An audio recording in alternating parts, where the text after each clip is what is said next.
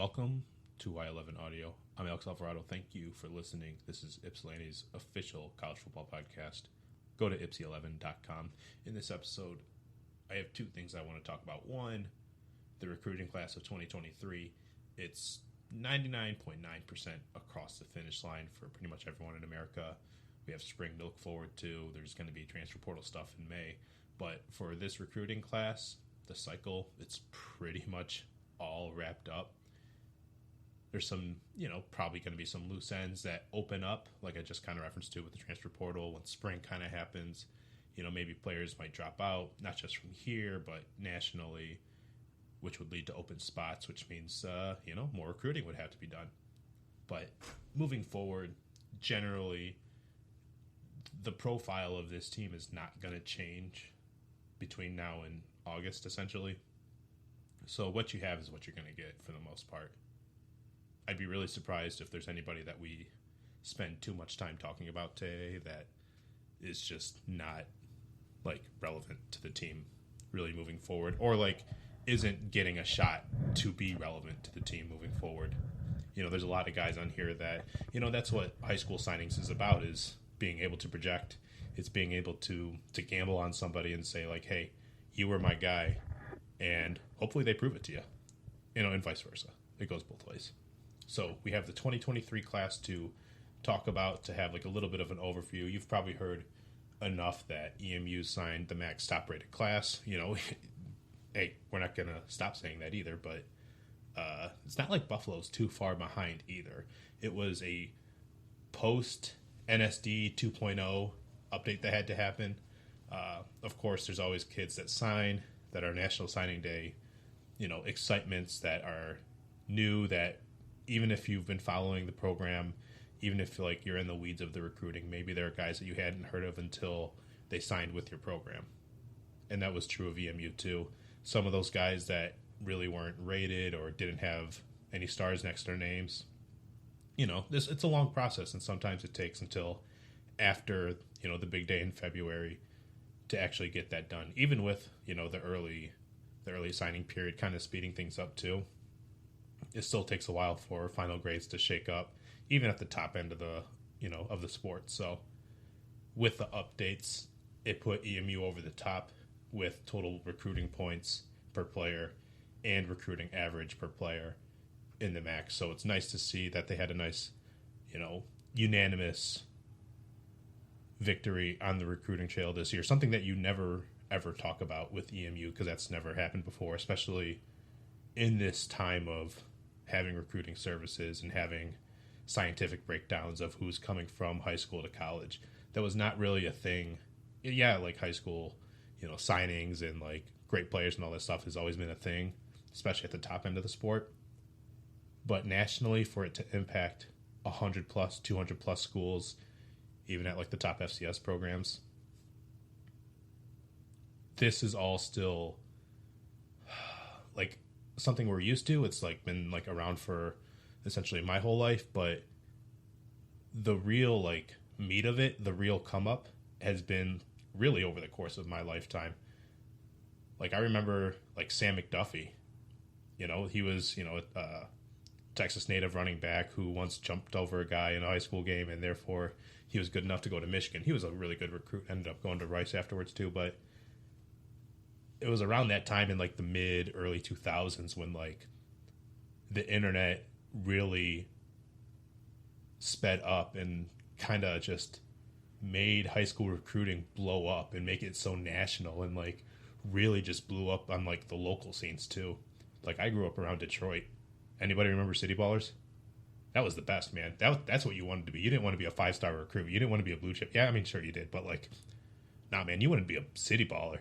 You wanted to be identified on City Baller. That's when you knew that you were the real deal. It didn't matter if you were, going to go D3 afterwards. It didn't matter if you were going to go to Iowa afterwards.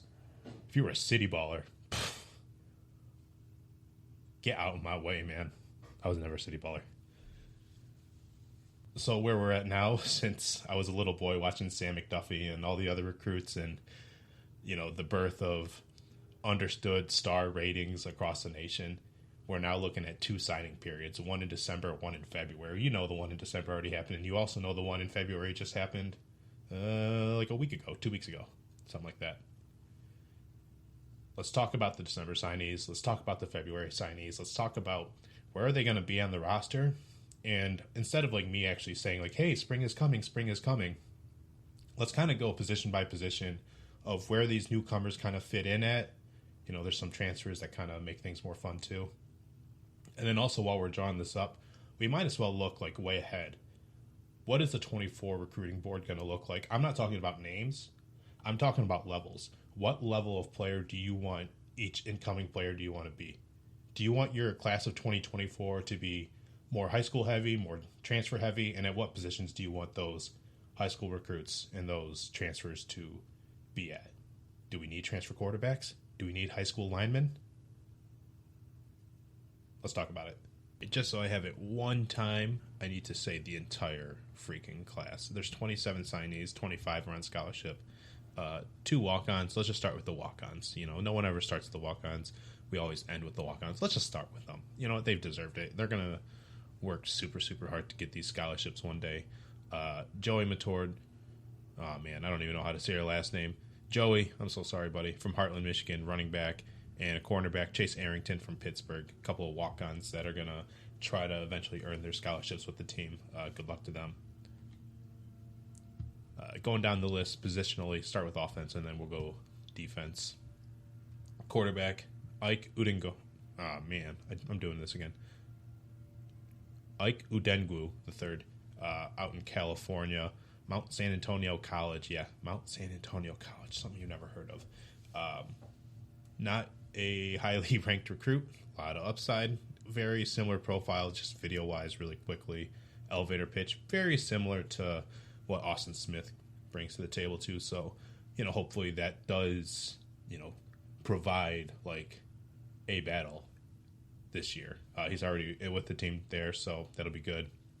You know, if he hits, then everything gets easier for this team moving forward, recruiting-wise. Him and the backup Cam McCoy. So those guys will be fighting for the 1, 2, 3 spots for sure. A couple of running backs. Well, we already went over the walk-on, so I don't have to do that. Dion Brown, St. Louis, Missouri. Really, really fast guy. Just anytime he touches the ball, it's a big play waiting to happen. I know that's easy to say with high school recruits, but go watch his film. Receivers, there's 4 of them. Got 2 from the transfer cycle. Terry Lockett, Michigan State, bounce back. Javon Swinton, Indiana. A couple of Big Ten guys that didn't get their shot with their teams, looking for, you know, a second shot. Lockett has 3 years. Swinton has 2. A couple of freshmen.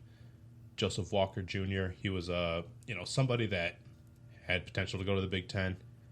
I believe he was a Western Michigan flip. And Mikhail Wood was a long-time commit. Made a ton of plays for his high school team down in Georgia. It'll be exciting to see, you know, what he can bring and what can translate of his big play potential from high school to college, because I think he's got a lot of potential. The tight end room got really exciting. Three newcomers. A couple of them are already with the team. Cedric Anton, the German transplant, found him in Georgia. He's got hands. Gabe Hoffman, he was a signing day, you know, surprise, I guess, out in the Pacific Northwest. At the time, he wasn't ranked, leveled up to a 3-star ranking, so he's one of the better kids that you'll find in the MAC, you know, through the high school circuit. He's got potential to, I don't know, man. He's got a lot of potential at tight end, but he has to prove it. Right now, he's a tight end. He might be a type, if things don't work out for him there, he might have to move to the O-line. But EMU's giving him a shot. We'll see how that kind of works out. CJ Horton, another guy who's really working for a shot. He was a walk-on wide receiver at Kansas State before he bounced to the junior college circuit and won a natty with his Iowa Central team, another signee. We got 2 of them from Iowa Central this year. Iowa Western, I'm sorry. CJ Horton, though, tight end, tall guy, receiver first, added some weight. Now he's a tight end. You know, it's not like he's a natural tight end out of high school, so he's still, in a way, developing, but he provides size and hands. Size and hands. 1, 2, 3, 4, 5, 6 linemen came to EMU this year. Some transfers: Chris Mayo, Owen Snively, Dan Sunderman. Dan Sunderman, the only grad transfer coming into EMU this year. He was a 3-time all-conference player at his Division II school, Central Missouri. Go Mules. Chris Mayo, he's arguably the highest-ranked offensive player to ever come to EMU. Yes, it's via transfer, so he's not like a top 25 recruit. But still, Chris Mayo, tackle potential, came from West Virginia, should be really, really good, has a couple years remaining. So if he's like an immediate player, that's exactly what you want. And Owen Snively, not sure where he's going to fit into the mix. Potential guard, Colorado State transfer. I think he's got like 3 years left. So plenty of potential with him. We'll see if he gets sprinkled in yet, but I don't think there's like a real like need for him to start in 2023, maybe 24. But 23 is definitely one where he can like hopefully see the field, but development is more important. Kellen McDonough, Pittsburgh guy, highest ranked recruit in school history, kind of bearing the lead on this one, but we had to get the walk-ons first, of course. I think he was like very lightly recruited for as like high level of a recruit that he got, you know, for the score, his composite score being the best ever in school history. A little light for a recruiting profile. Happy to have you. Terrence Saunders, if you're looking at EMU's all-time recruit list, Terrence Saunders, you're going to come in at number 10. So that's really good. Kansas native, so crazy find there. And then Trenton Van Beining, already in for the spring. Libertyville, Illinois, should be good there. But yeah, plenty of numbers there, so your numbers look good on the freshman class. Defensive line, Messiah Blair, highest ranked recruit. It looked like it was going to be him of all time, but he slipped to number 5. Oh no, tough. Detroit native, highest ranked recruit out of Michigan. So that's something to look forward to. Huge pass rusher. Yeah, I mean, the sky's the limit with him. He should be really, really good. Luke Fletcher, also from Michigan, Ann Arbor guy. 2 3-star recruits there. Inside, EMU got a JUCO guy, Ugo Nosicki, Butler Community College. Malik Tullis from Georgia. Kevion Wellington from Indiana.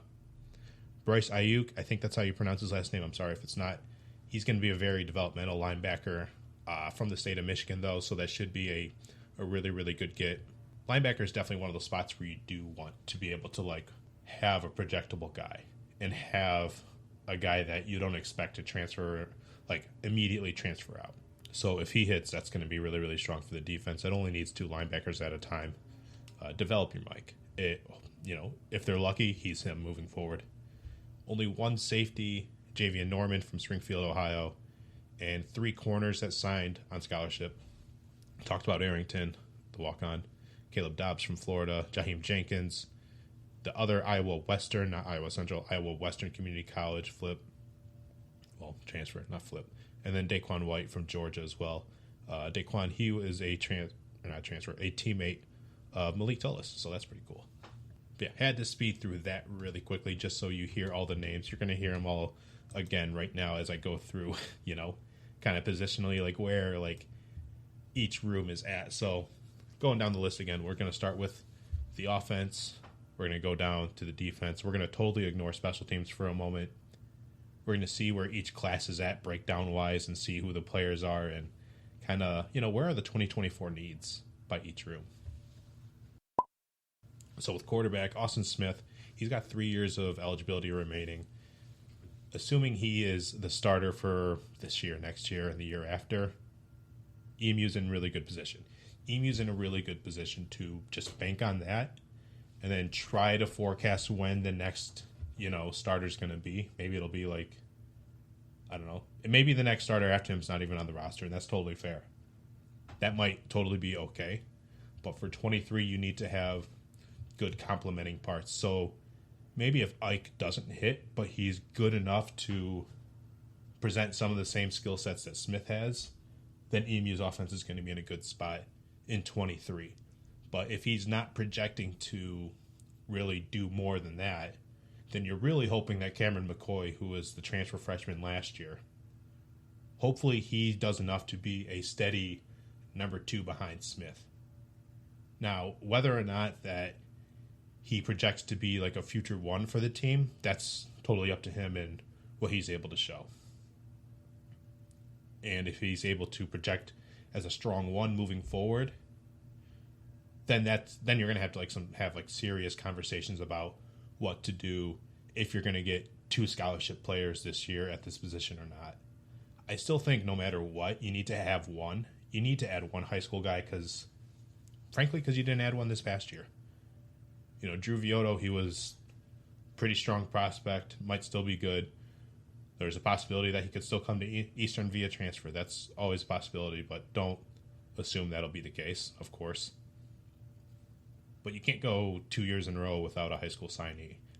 Even though Smith is good, even though you trust Smith and his ability to hold down his starting spot for the next 3 years, it's not enough for EMU to feel comfortable by not adding a quarterback, because not adding one, not adding talent, not adding competition in that room, that could potentially stall even the starters from developing even more.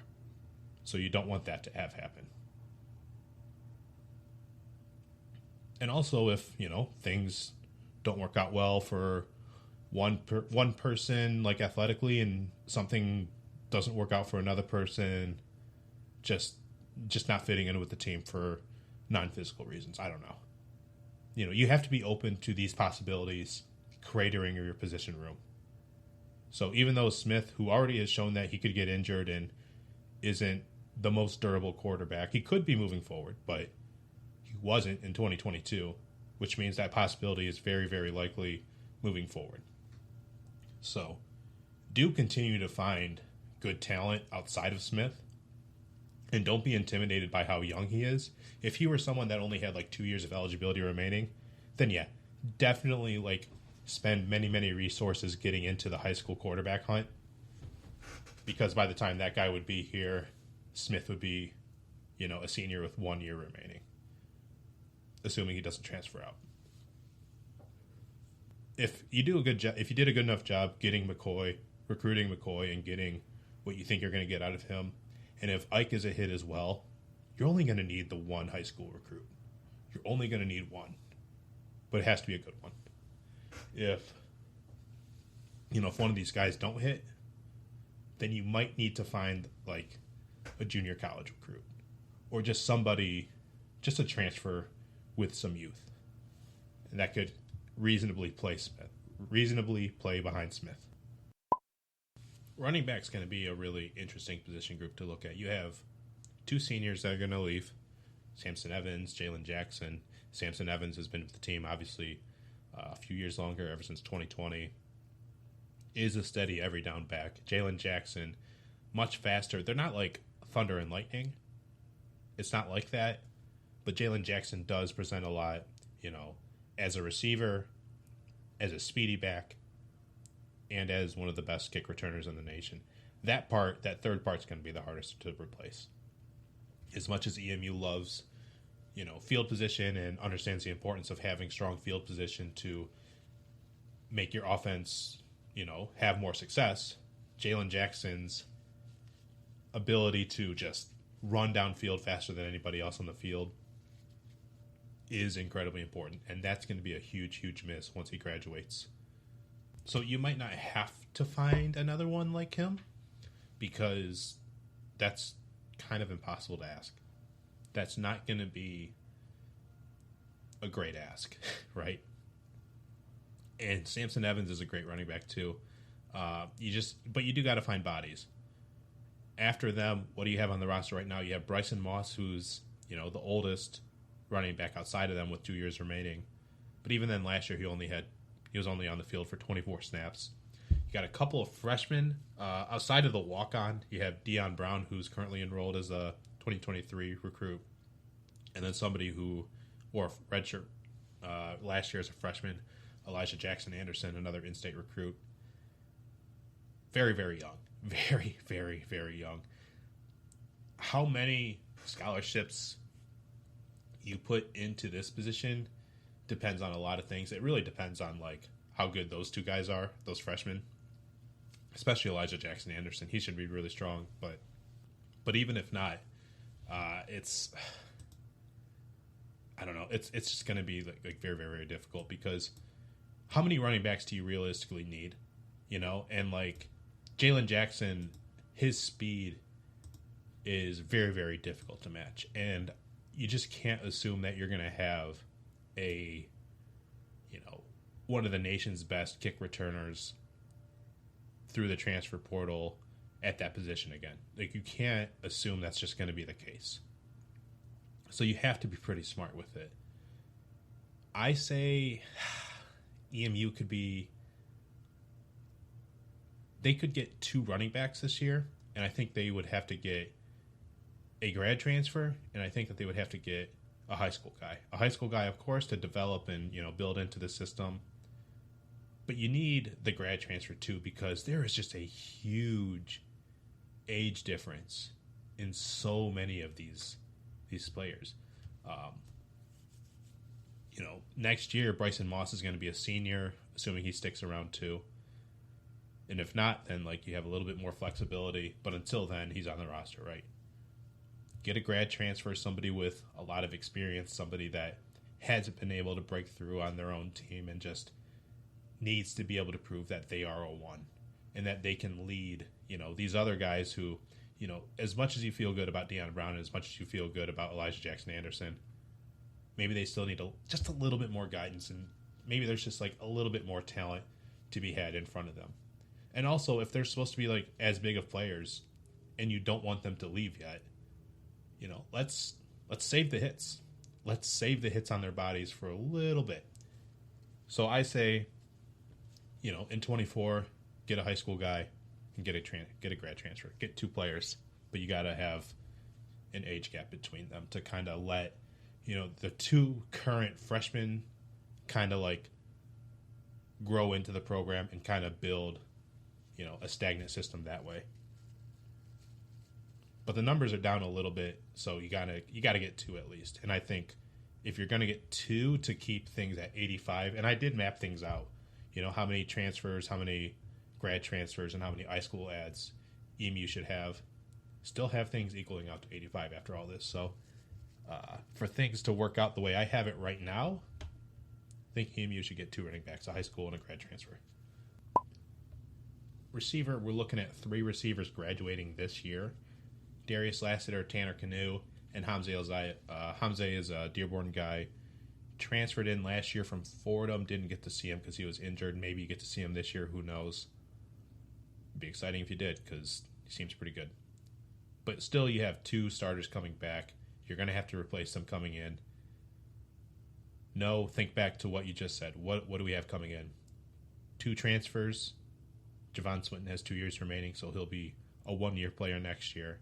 And then Terry Lockett with 3 years this year. He'll be a 2-year player next year. And then Joseph Walker and Mikhail Wood, 2 freshman scholarship players, depending on how many games they play this year. And I do actually expect them both to see the field. Let's just say that they do. You know, then they'll be 3-year players next year. So what do you really... And, like, there's a lot of names around them. There's J.B. Mitchell, who we haven't really seen, Isaac Smith.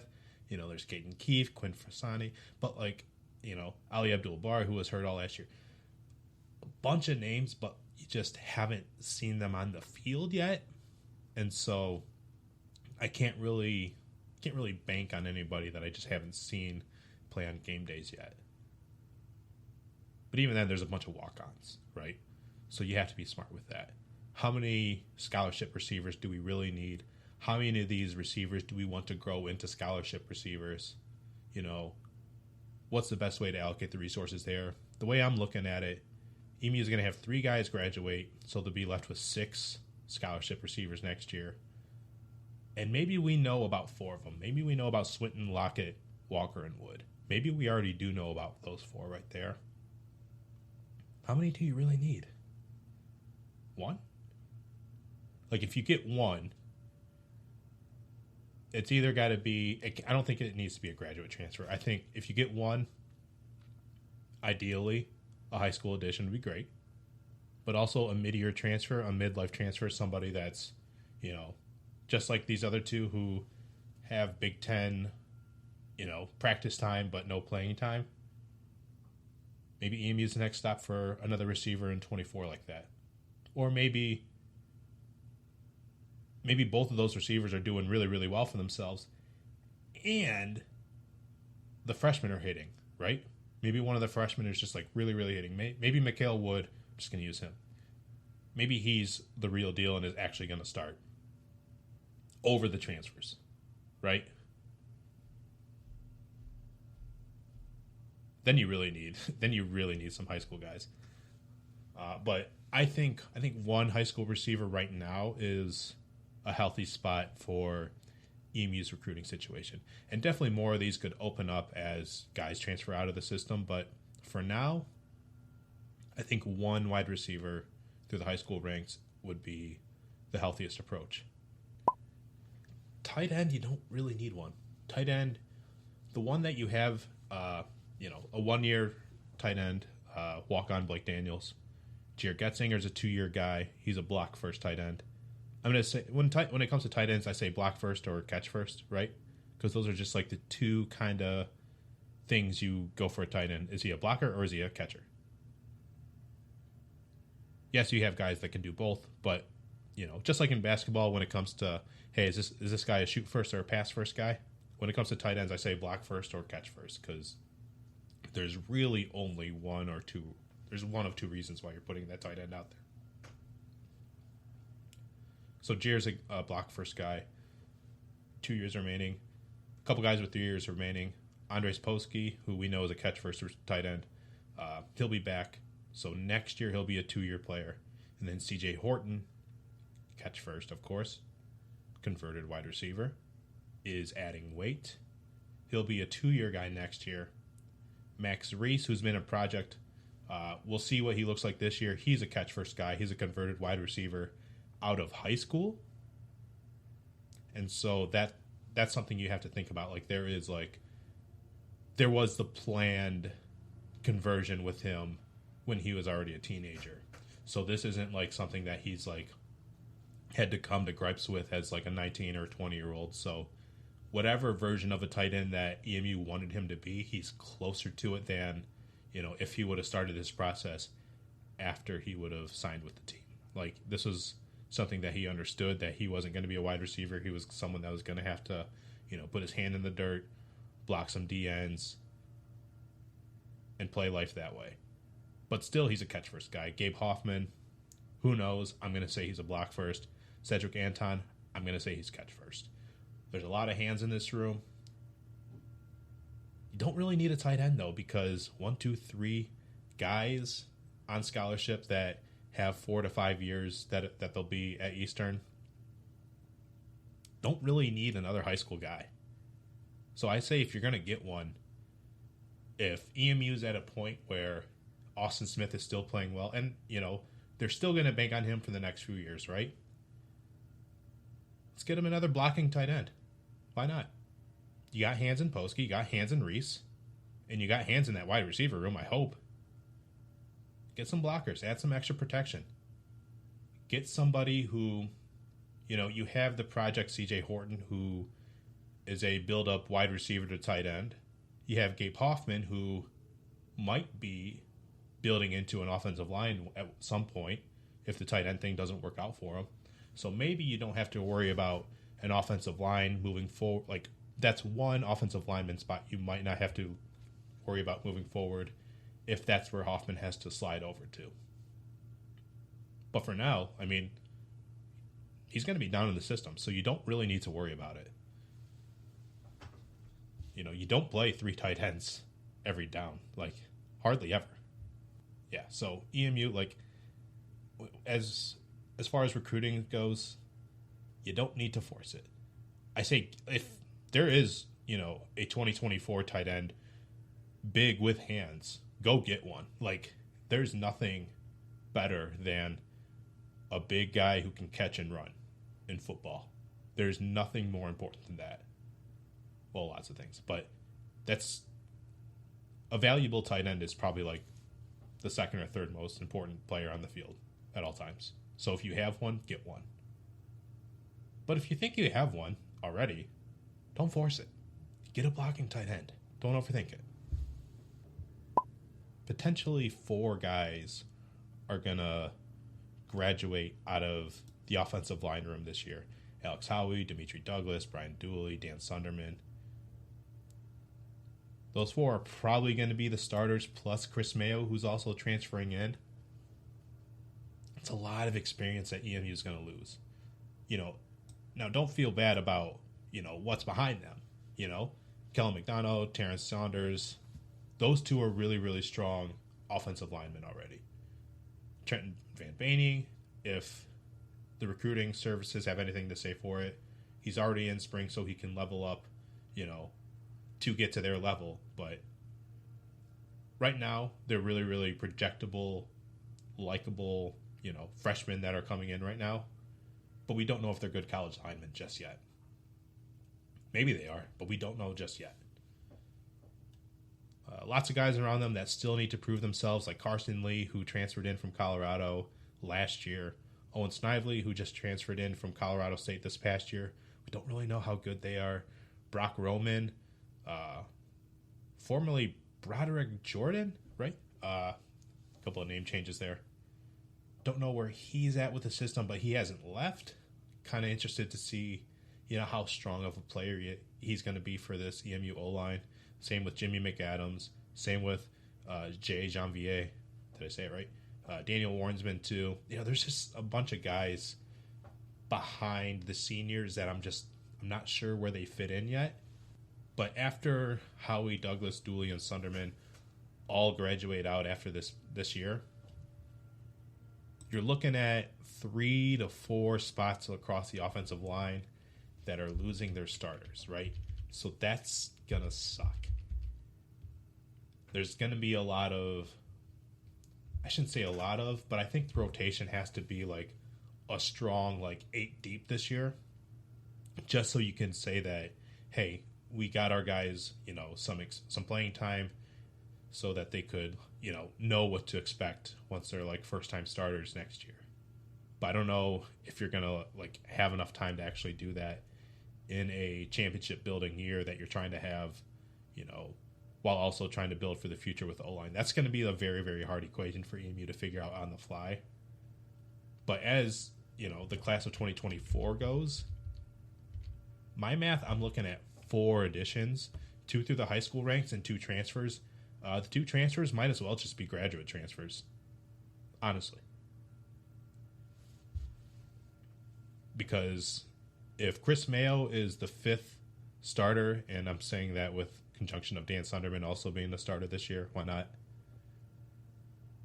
Then you're only having the 1 guy come back. So you need a lot more experience to this O-line.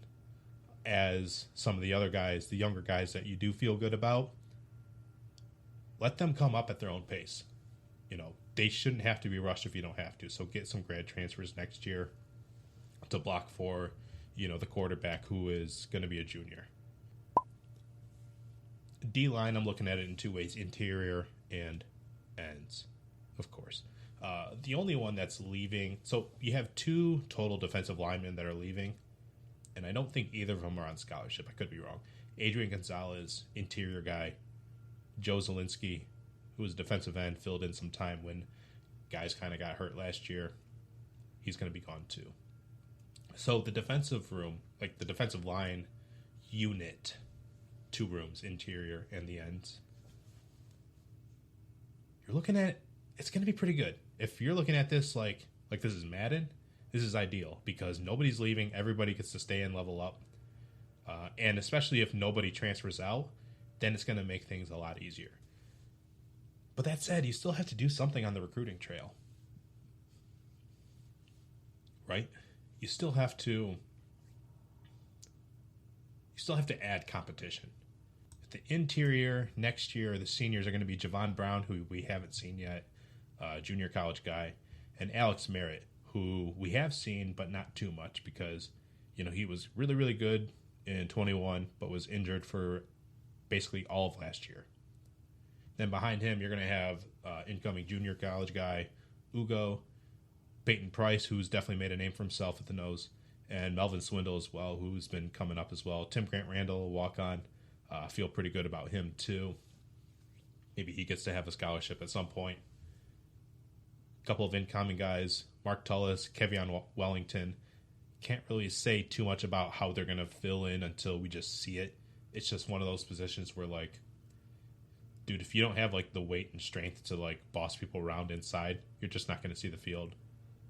It's hard to just expect that out of a high school guy. It's nice if they can. It's nice if they can, like, prove themselves at, like, 18, 19 years old. You know, same way that Peyton Bryce has and Alex Merritt. Both of them really have. Price has been really good. It's really hard to expect that, though. So if EMU does want to add anybody there and for it to make an immediate difference, a grad transfer is going to be the way to go. But with the way that the numbers are, I don't know, it's hard because most of this room is guys that have 3 years remaining. One's a walk-on, but you have 3 scholarship guys, including the one junior college. You're going to be having guys graduate out, but not yet. And your most experienced guys seem pretty young. So I say if you're going to add any, you only need one high school guy. I think one high school guy is definitely going to be the way to go. I shouldn't say definitely. It's just a way to go. Either one high school guy or a transfer with like 3 years remaining. One of those types. But I don't know. I don't see the need or the push for a graduate transfer just yet. Especially if, you know, Merritt, Brown, and Price, and Swindle, and Nosicki are 5 really strong interior guys that you can rely on, you know, in 23 and 24. But I don't know. The number's going to go up if any of these guys decide to transfer out, right? Like if Price decides, all right, I'm out of here, I'm going to go to Big Ten, or I'm out of here, I'm going to go to Auburn, where, you know, my former defensive tackles coach is now at. I could definitely see that being a possibility, but at that point, that's when you definitely add the transfers. But I would definitely lean younger here. Let them build them up your way, build them up the way you want to see them, but don't force a transfer if you don't have to. Defensive end, I feel the exact same way too. Defensive end actually might be in a better spot than defensive tackle because it's staggered a little bit better. I'm looking at a walk-on with, you know, of the 1 years currently, 1 walk-on. Of the 2 years, you have 2 scholarship guys, Mikey Haney, who we didn't see last year because he was hurt, then Sterling Miles, the Cincinnati transfer, blocked a couple kicks. Some 3-year guys. You feel good about them too, man. Micah Coleman got some playing time. Carter Evans, you know, he's pretty strong. You do like your pieces there.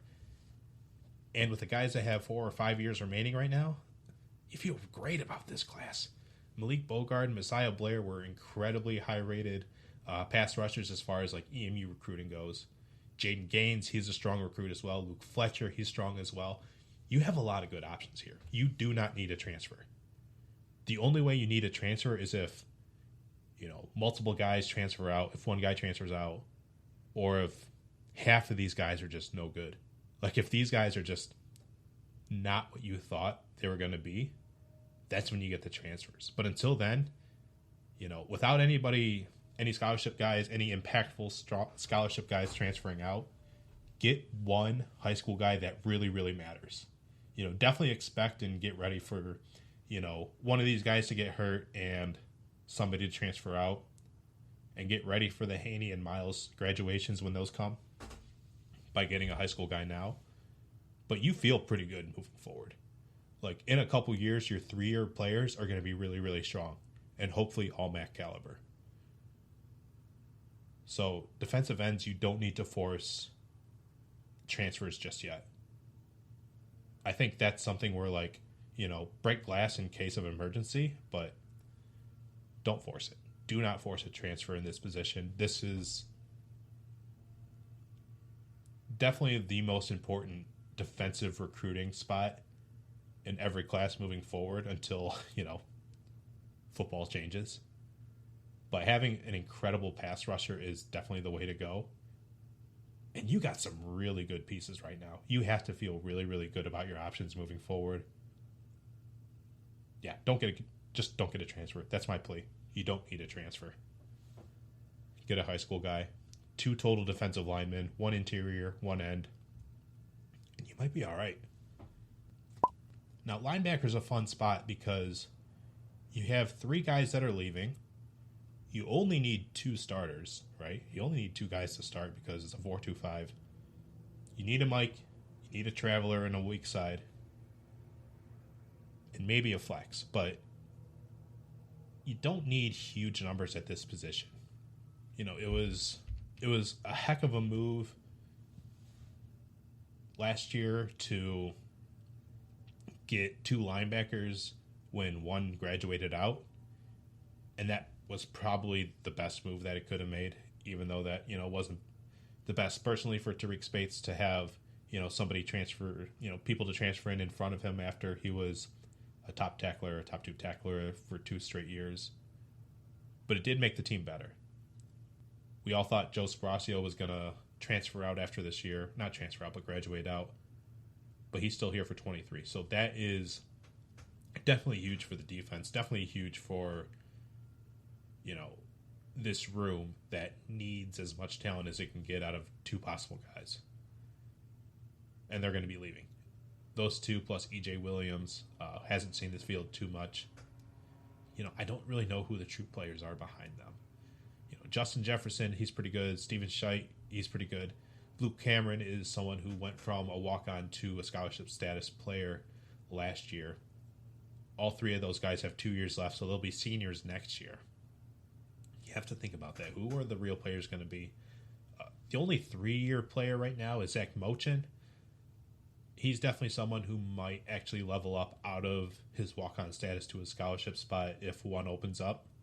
I could see that being the case. And of the 4-year guys, you know, the only one that's on scholarship is Bryce Ayuk. Sorry again if I mispronounced your last name. E-L-I-U-K, though.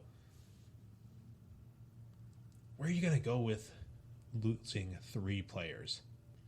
I think EMU could replace 2 starters by adding 3 total players. They're losing 3 players. By adding 3 more, add a grad transfer, add a mid-year transfer. Not a mid-year transfer, but you know what I mean. Someone that has 2 or 3 years left. And then add somebody out of the high school ranks. Get a grad transfer, get a JUCO guy, get a high school guy. I think that's probably a good formula for EMU right now. To definitely like add different levels of experience and add just different faces to this room. Keep your numbers the same. I think 7 scholarship guys at this position is probably a good spot for you to be at. And if Zach Mochin or any of these guys like step up, then you don't really need to emphasize trying to add 3 players to a position that only starts 2 at a time. So best case scenario, you only add 2 because Zach Mochin is good enough for a scholarship. Worst case scenario, you have to add 3. And if you have to do it with 3, do what I just said. High school, JUCO, grad transfer through the portal. Cornerback and safeties kind of go in conjunction as defensive backs. I have them split up on my end just so I can kind of break things down a little bit, even though, you know, there might be a case where somebody goes between 2 spots, but I don't know. This team seems pretty organized and not having its corners play too far outside of its position, and its safeties, same deal. So only one year senior in the defensive backs, if that made any sense. Robert Daniels, the only guy who is going to be leaving after this year on scholarship. A lot of 2-year players remain out of the defensive backs. At safety, TJ Peavy, David Carter, Kendrick Nowling, Josh McCarty, but TJ Peavy is probably the biggest player there. He was 5th on snaps played last year. Focusing more on safeties. 3-year players, Q Scandrett, Quintavious Scandrett, grew up into a starting free safety. Cam Smith, same thing, strong safety. EMU went to more of like a 1-high look after Blake Bogan got hurt. I'm sure they want to play 2 high moving forward. Just generally, that was kind of like a, you know, unfortunate circumstance that the 22 team had to work itself into. Didn't want to be too high. ended up being one high, and that's why you really only saw one of those two safeties on the field for the most part. But I still think those three right there, Q, Cam, and PV, those are the three main safeties right now that we're probably going to see more of next year. Javian Norman's the only scholarship freshman that it's bringing in this year. We'll see how he develops. At corner, they added more than I thought they were going to. They added four total cornerbacks to a team that already had three really strong corners. Josh Scott, who was added last year, Kempton Shine, who has been with the team since he signed as a freshman out of St. Rita, right? St. Rita? And then Mark Lee, Columbus native, I believe. Definitely someone who has like more length, but Scott and Shine, those two are very, very good cornerbacks. Those are good cornerbacks that you could trust to put on an island with for, against anybody's number one wide receiver in the MAC. Like, that's the level that those two play at. Mark Lee, I'd like to see how he, is used more in 23. Like, what is more of his role? Are the other two guys that I said more of like island corners, and Lee plays more of like a slot corner because he's got like a size advantage that could like really like help out in the slot. Keelan Gully, who is also a JUCO guy that came last year, he played some last year, just was obviously not just like a rung below the other ones that I just referenced. Corey Thomas, special teams contributor for the most part. At corner, they're set. Like, they don't need another transfer cornerback this cycle. 3-year guys, they added one through the JUCO ranks, Jaheim Jenkins, of course. And then through the freshman ranks, Caleb Dobbs, Daquan White. They're set. Like, numbers, they are set. They could not get a cornerback this year, and they'd be totally fine. I don't think they need a single one. At safety, I think you need to add 2 through the high school ranks. I think EMU did a good job of bulking up at corner this year and forced itself to get young before its current players got old. And corner's a tough spot, man. Corner is not just an easy position. Like, if you're not like one of 15 corners in America, one of 20 corners in America out of the high school ranks on an annual basis, you're probably not good enough to play at the college level as an 18-year-old. Like, that is hard. Even at the MAC level, it is hard. So corner is definitely one of those spots where you needed to find guys that would be happy enough to develop for an extra year or so and not be happy with playing time. It's their first 1 year, 2 years, potentially 3 years on campus. But by the time that they're leaders and that they're, upperclassmen, they can hold their own. So hopefully one of those guys at the cornerback spot can break through as like a freshman, redshirt freshman, but that's really like the expectation. Like, the expectation isn't for you to actually blossom until you're a sophomore, redshirt sophomore. The only one of these newcomers that really has to show up and like actually prove that they're worth that spot is Jaheim Jenkins, and only because he came with a little bit of college experience already. And even then, he can still kind of like take it easy for a minute, because I don't see any reason why EMU would want to take Josh Scott or Kempton Shine off the field. Mark Lee's really good too, but the other two are really, really good. So there's no rush to get them off the field. You don't need any more corners behind them right now. You could have 0 and they'd be totally fine. If you added 1 through the high school rank, that'd be fine. But SOS on the defensive end conversation. Don't get a transfer here. You don't need one. Now, when you need one, get one, but you don't need one. And at safety, you got to get 2. EMU did a good enough job of getting young before its 3, big players got old. Last year, all those cornerbacks had 3 years of eligibility remaining. And then they added 3 more corners, scholarship corners, to the high school and 1 junior college guy. I could see MU doing the same thing for its safeties, and maybe it could recruit corners to be safeties. Maybe it could recruit safeties to be corners. But if we're trying to fill up safeties, if we're just focusing on that, let's do the same thing. Let's get young before the team gets old. Before Q and Cam have 2 years left and TJ has 1 year left, add a couple more guys to develop through the system. That way, once the 24 safety freshmen come in, they can meet Caleb Dobbs, they can meet Daquan White, and they can understand, hey, this is what freshmen go through. Yes, the playing time sucks. Yes, it'll be great later. You just have to get through these first couple years first, just like what we're doing right now. I think that's a good spot for it to be at. And again, you're not losing a lot. You're really not losing a lot. So, get younger while you can.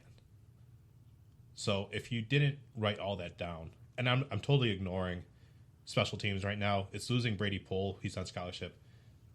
You're losing a kickoff specialist, but I'm not going to really focus on that too much. I'd rather just wait until, somebody transfers out, and then you're like, oh, wait, here's an extra scholarship. Here, it goes to another kicker.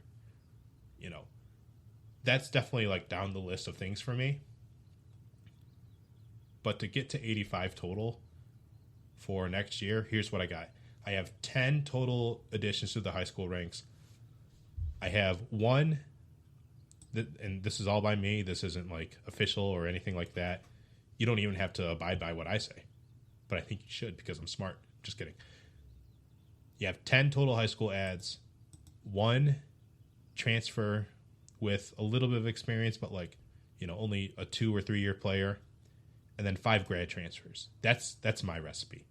Yeah, add 1 quarter. So the high school guys add 1 quarterback, 1 running back, 1 wide receiver, 2 offensive linemen, an interior and an exterior defensive lineman, a linebacker, and 2 safeties. Ignore corner. Ignore special teams maybe. Mid transfers, get a linebacker. Like I said, get 3 linebackers, have them stagger. That third one's going to be a graduate transfer linebacker, and the other 4 grad transfers that, I'm saying EMU could get in the future as a projection, perhaps. 2 grad transfer offensive linemen and a grad transfer running back. And the running back one, and that's just to because there's a huge age gap, and I'm currently pre-spring 2023 unsure of what the running back room behind numbers 22 and 28 are going to look like. I'm unsure of that. I'm unsure if Boone is going to be the most, not Boone, I'm sorry, he already transferred out. If Moss is going to be the most reliable, number 3 running back. Again, these aren't numbers that are totally perfect, but it's a really good outline of hey, where should your head be at? And how much could your mind change of the potential 2024 class? This is kind of what it could look like, but if players drop off or if players, prove themselves as being starters when I thought they were actually just bench warmers, then these numbers could change a little bit. But based on what we know right now, that's kind of my look of where EMU's recruiting needs are for 2024.